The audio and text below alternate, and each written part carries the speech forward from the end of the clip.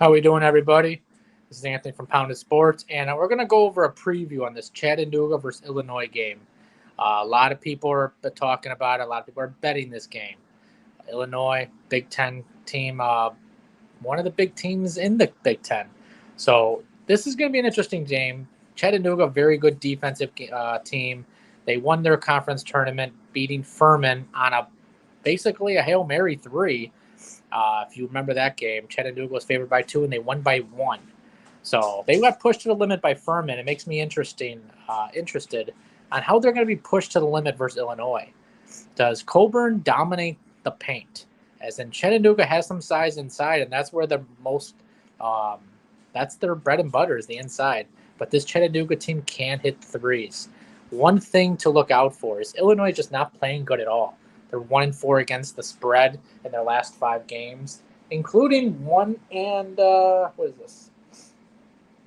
In Illinois, they are 1-4 against the spread out of the last 5 games of the neutral site as a favorite and neutral site in general.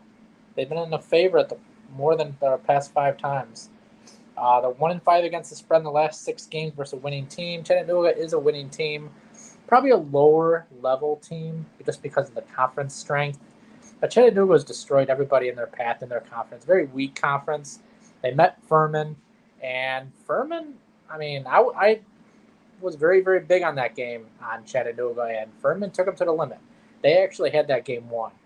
So the question is, what Illinois team do we see? Do we see the Illinois team that just dominates and just blows by this Chattanooga team, which they should in reality with all the talent they have on the team?